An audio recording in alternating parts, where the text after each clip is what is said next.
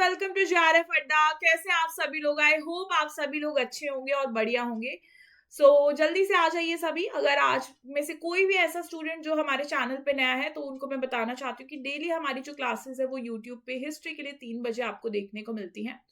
फिलहाल आज जो हमारा मेनली सेशन है वो होने वाला है उन स्टूडेंट्स के लिए जो यहाँ पे बहुत ज्यादा परेशान है। कहीं ना कहीं अभी उन्होंने जस्ट पेपर दिसंबर का जो रिजल्ट आया है उसके बाद बहुत सारी ऐसी चीजें जो हमारे सामने आई हैं एंड यहाँ पे बहुत सारे मल्टीपल अटेम्प्ट्स देने के बाद भी नेट और जेआरएफ जो है हमारे लिए लेना जो है हम कह सकते हैं क्लियर करना एक बहुत ही मेजर प्रॉब्लम बन गया है।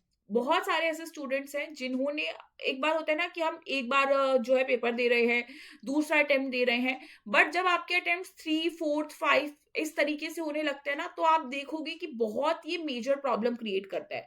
आप एक साइकिल में घूमने लगते हो, आपको लगता है कि बहुत हो गया है और ये चीजें एंड होनी चाहिए टाइम के साथ में।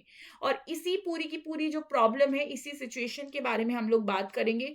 हम बात करेंगे कि किस तरीके से जो मल्टीपल अटेम्प्ट्स हम दिए पे दिए जा रहे हैं, ये कैसे एंड हो सकते हैं, किस तरीके से हम लोग अपना यूजीसी नेट का एग्जामिनेशन और जेआरएफ को क्लियर कर सकते हैं। तो चलते हैं, स्टार्ट करते हैं। इसी के साथ में कोई भी ऐसा स्टूडेंट जो पेपर 1 और हिस्ट्री के लिए प्रिपेयर करना चाहता है यूजीसी नेट जून 2026 के लिए, तो वो हमारे साथ जुड़ सकते हैं। आप लोगों को हमारे जो प्रीमियम बैचेस हैं उनके अंदर प्रॉपर स्ट्रक्चर स्टडी प्लान हो गया पेपर 1 पेपर 2 के लिए, साथ में लाइव वीडियो क्लासेस हो गई आपकी टॉपिक वाइज, रिकॉर्डिंग भी आपको अवेलेबल हो जाता है, डाउट क्लियरिंग सेशंस हो गए आपके, 1-to-1 काउंसलिंग हो गई, इसी के साथ कॉम्प्रिहेंसिव नोट्स आपके पीडीएफ हैंडबुक्स हो गया, दोनों आपको प्रोवाइड होता है, प्रीवियस ईयर क्वेश्चन आपको मिलते हैं, साथ में आप लोगों को मॉक टेस्ट मिलते हैं और 4 सीबीटी मोड के टेस्ट आप लोगों को आपकी खुद की सिटी के अंदर आपको देखने को मिलेगा। ठीक है, अभी आते हैं मेन चीज पे। यहाँ पे आज हम बात कर रहे हैं कि वो किस तरीके से हम लोग ये जो हमारे इतने सारे अटेम्प्ट्स हम दिए पे दिए जा रहे हैं इसको कंट्रोल कर सकते हैं। बट आपको ये समझना होगा कि सबसे पहली बात ये आती है कि ऐसा हो क्यों रहा है ना? ऐसा क्यों हो रहा है कि बहुत सारे मल्टीपल अटेम्प्ट्स हो गए हैं, हमने 4 से 5 बार, बहुत सारे ऐसे बच्चे जिन्होंने 6 से 7 बार भी पेपर दे दिया पर हो ही नहीं रहा है क्लियर। तो आपको हमेशा ऐसा नहीं है कि हम अंधाधुंध जस्ट तैयारी करते रहे, ब्लाइंडली सारी चीजों को फॉलो करते रहे।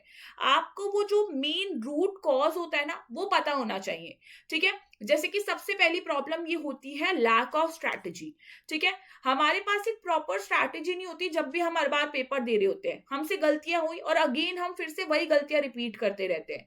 बहुत सारे स्टूडेंट्स के साथ क्या होता है ना, फॉर एग्जाम्पल वो क्या करते हैं, जब भी आप पेपर देने जा रहे हो रैंडमली आप पढ़ने लग रहे हो, कुछ भी आप पढ़ रहे हो, आपको जो भी यूट्यूब पे वीडियो दिख रहा है आप उसको देखने लग रहे हो। नहीं, आप लोगों को अपनी क्या जो है ना खुद को एक जगह पे कहीं ना कहीं स्टेबल करना पड़ेगा।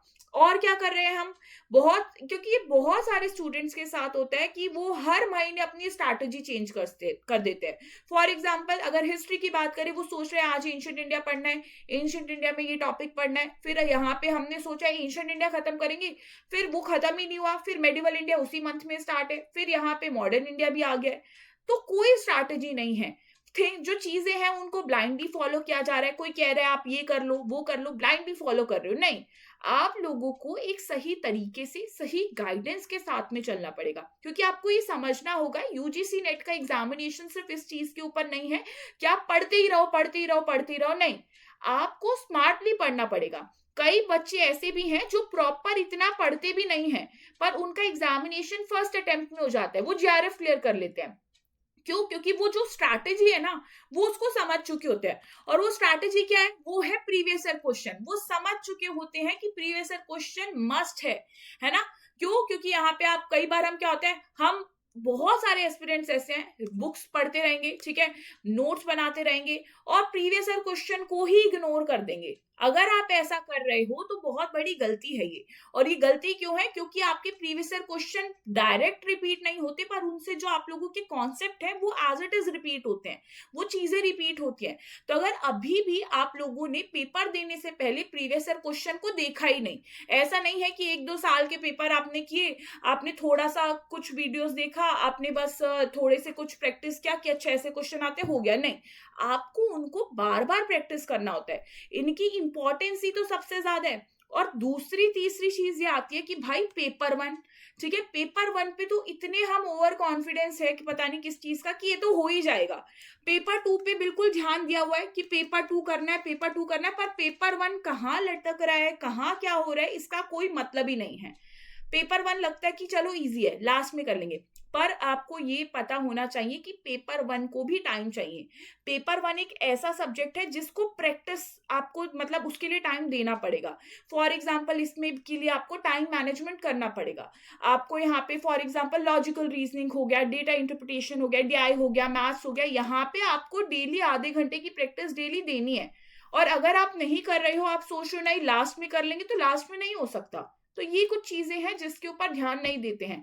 विदाउट प्रैक्टिस पेपर वन जो है, आप कह सकते हो कि ये आपका पूरा स्कोर रिड्यूस कर देता है, क्योंकि paper one plus paper two मिला के तो आप लोगों का एग्जामिनेशन क्लियर होना है। सिर्फ पेपर टू का पेपर नहीं है, पेपर वन का भी पेपर है जो जनरल पेपर है और जिसको सबको पढ़ना है। तो ये कुछ चीजें हैं जो आपको ध्यान रखनी है और यहाँ पे इसको आपको ठीक करना होगा। लैक ऑफ रिवीजन अगेन एक बहुत बड़ा प्रॉब्लम है। यहाँ पे आप सोचते हो कि चलो सिलेबस पे सिलेबस कर लेते हैं, सिलेबस ही करते रहते हैं, ठीक है, कभी सिलेबस वो कभी खत्म ही नहीं होता। एक्चुअल बात है ये, वो कभी खत्म नहीं होता है। आखिर में भी ऐसा लगता है ये रह गया, वो रह गया, ये रह गया, न्यू टॉपिक रह गया, और न्यू टॉपिक पढ़ने के चक्कर में ये भी पढ़ना है, वो भी पढ़ना है, जो पुराना पढ़ा है ना वो भी सारा खराब हो जाता है, वो दिमाग से गायब हो जाता है और वो नहीं बचता।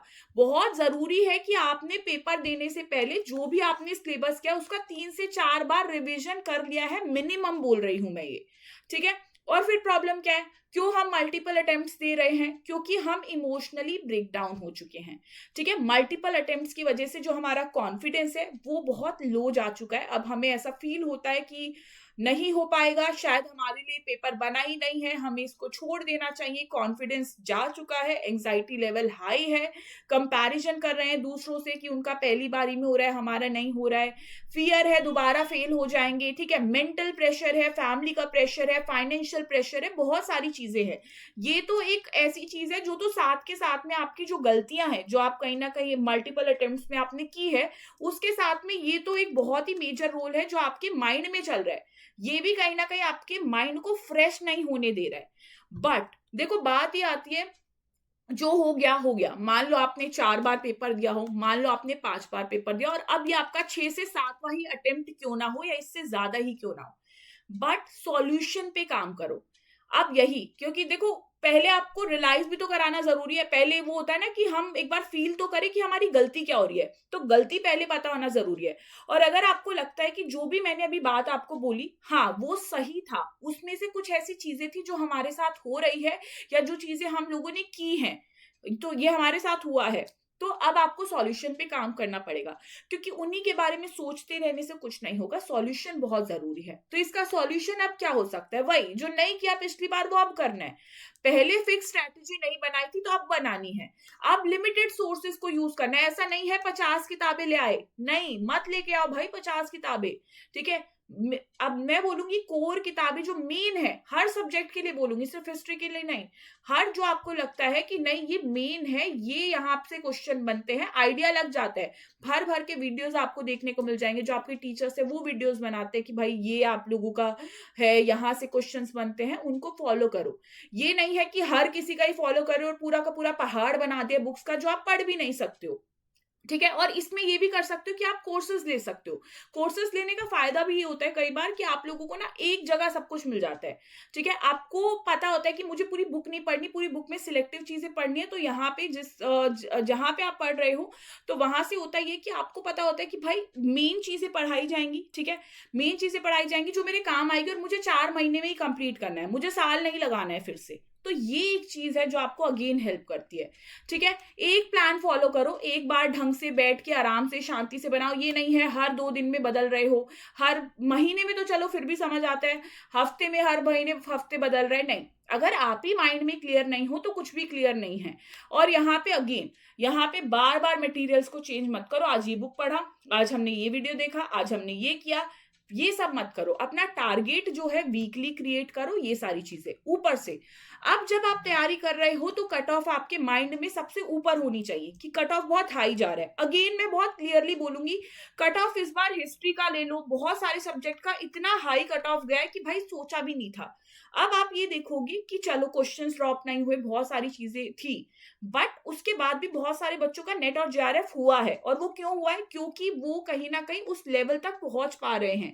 कैसे पहुंच पा रहे हैं? क्योंकि वो अपनी तैयारी बहुत बेस्ट लेवल की कर रहे हैं, उनकी तैयारी मस्त है, ठीक है। वो उस कट ऑफ तक पहुंच रहे हैं। बहुत सारे बच्चे कंपटीशन में हैं जो इतने मार्क्स लेकर आ पा रहे हैं। आपको उन्हीं से ही कॉम्पीट करना है, ठीक है। कट ऑफ जो है यहाँ पे आपको देखना है कि मेरा कंपटीशन है उन बच्चों के साथ में, ठीक है। तो ध्यान रखो, कट ऑफ को माइंड में रखो कि मुझे कितना टारगेट करना है और मुझे उसके अकॉर्डिंग पढ़ना है। ऐसा नहीं होना चाहिए कि भाई मुझे 100 नंबर का टारगेट करना है कि भाई मेरे 100 क्वेश्चन आ जाए और पढ़ रहे हैं हम दिन में 2 घंटे। नहीं ना भाई, हो ही नहीं सकता। आपको 7-8 घंटे दिन के देने पड़ेंगे जब आपको पता है कि आपके पास बस 4 महीने हैं।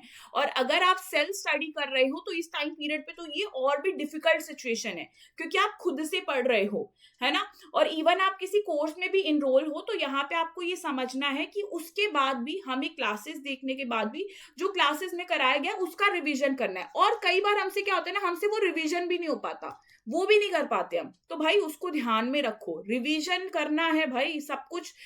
जिसको कहते हैं ना, थाली में परोस के दे दिया गया है फिर भी हमें नहीं करना है, तो वो चीज नहीं होनी चाहिए। अगर आप फिर से अटेम्प्ट दे रहे हो इस बार तो भाई वो मत करना। इसी के साथ में प्रीवियस ईयर क्वेश्चन पे ध्यान देना। 10 साल के एटलीस्ट प्रीवियस ईयर क्वेश्चन नहीं किए हैं, पीवाईक्यूज नहीं किए हैं, वो भी टॉपिक वाइज भी नहीं किए हैं, तो नहीं होना, नहीं होना। अगेन क्लियर है, नहीं होना है। जो बच्चा पहले दिन से ये समझ क्या है कि प्रीवियस ईयर क्वेश्चन की इंपॉर्टेंस क्या है, उसका तो पेपर हो ही जाएगा, ठीक है। प्रीवियस ईयर क्वेश्चन के लिए एक अलग से नोटबुक बना लो। जब नोटबुक बनाओगे तो पता चलेगा कौन सी बार बार जो थीम्स है वो बार बार रिपीटेडली आपकी यहाँ पे हो रही हैं, बार बार पूछी जा रही हैं। तो आपको समझ आ जाएगा 4-5 बार कोई कॉन्सेप्ट बार बार पूछा गया कि ये इसकी इंपॉर्टेंस ज्यादा है और मुझे मेनली फोकस उन्हीं टॉपिक्स पे आखिरी में करके जाना है। ऐसा नहीं है पूरा सिलेबस पे हमें फोकस करना है, नहीं। आपको समझ आ जाएगा कि किस किस चीज पे क्या फोकस करना है। आखिर में चीज है रिविजन रूल। रिवाइज करो ज्यादा से ज्यादा, 3-4 टाइम पेपर से पहले कर लो। इसी के साथ टॉपिक वाइज जो आप डेली बेसिस पे चीजें कर रहे हो ट्राई करो। दिन में 1 घंटा सुबह के टाइम पीरियड पे फ्रेश माइंड के साथ में एक बार रिवीजन। 4 महीने की बात है, ठीक है, 4 महीने की बात है, एक बार रिवीजन करो, ठीक है, आदत डालो, ठीक है ना, हो जाएगा सब कुछ। तो ये आपको फॉलो करना है। इसी के साथ में जो आपके ऊपर प्रेशर बना हुआ है ना, जो आप मेंटली बहुत ज्यादा टूटे हुए हो, उसके लिए बेस्ट मैं यही बोलूंगी, यहाँ पे दूसरों से कंपेयर मत करो। अपने अटेम्प्ट्स मत बार बार देखो कि कितने अटेम्प्ट्स दे दिए, ठीक है। और अपने यहाँ पे मैं यही बोलूंगी, फोकस करो खुद पे, मेडिटेशन करो, अपना फिजिकल एक्टिविटीज करो, ठीक है, अपना रनिंग करो, ये सब करो। क्योंकि हमें कई बार क्या लगता है ना, हम पूरे टाइम बैठे रहते हैं, ठीक है, हम बैठे ही रहते हैं पूरे टाइम, पढ़ते ही रहते हैं कि नहीं, पर उसके लिए ना दिमाग का शांत होना बहुत ज्यादा जरूरी है। एक है कि आप 10 घंटे बैठे रहे और आपके दिमाग में कुछ नहीं आया, और एक है आप सिर्फ 3 घंटे बैठे पर फ्रेश माइंड था और मेरे दिमाग में बहुत सारी बढ़िया चीजें जो है याद की, समझा। तो बहुत फर्क है। तो अगर आप जो है 10 घंटे नहीं बैठ सकते तो 4 से 5 घंटे बैठ जाओ, पर वो जब 4 से 5 घंटे बैठ रहे हो तो वो इतना अच्छे से उसको यूज कर रहे हो कि वो बेस्ट है, ठीक है। तो ये आपको सारी चीजें ध्यान रखनी है। आई होप आपको ये जो सेशन जो है, इसके अंदर जो मैंने कुछ ऐसी मिस्टेक्स है जो हम कर रहे हैं, स्टूडेंट्स कर रहे हैं, और उनके जो सॉल्यूशन है उन पे ध्यान देंगे, उनको इस बार फॉलो करें ताकि मल्टीपल अटेम्प्ट्स ना हो। तो ये आपको ध्यान रखना है। इसी के साथ में कोई भी ऐसा स्टूडेंट जो पेपर 1 और हिस्ट्री के लिए प्रिपेयर कर रहा है वो जेआरएफ अड्डा के साथ जुड़ सकता है। यहाँ पर हम लोग डेली बेसिस पे क्लासेस होती है हमारी, ठीक है, प्रीमियम बैचेस है ये हमारे।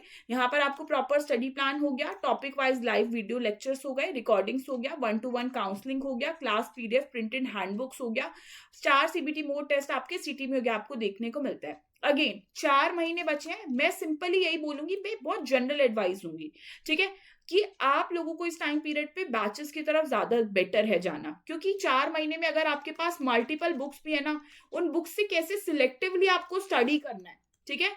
ऐसा नहीं है पूरी बुक पढ़ने की होती है, कहाँ से क्वेश्चन बनते हैं वो प्रॉपर एक सारी चीजें चाहिए, जो कि 4 महीने में मुश्किल है, क्योंकि आपको प्रीवियस ईयर क्वेश्चन भी सॉल्व करना है, ठीक है। इसी के साथ में आपको रिवाइज भी करना है। तो या तो आप पढ़ लो, सिलेबस कवर करने पे ही ध्यान देते रहो, या आप रिलैक्स रहो कि भाई नहीं, कोर्सेज के अंदर सिलेबस तो कराया जा रहा है, बस जो डेली बेसिस पे हो रहा है मुझे वही करना है और मुझे डेली बेसिस पे प्रीवियस ईयर क्वेश्चन करना है। तो या आप उस शांति से अपनी तैयारी कर सकते हो। ठीक है, इसी के साथ thank you so much everyone, अपना ध्यान रखिए, हम मिलते हैं अपने नेक्स्ट सेशन में।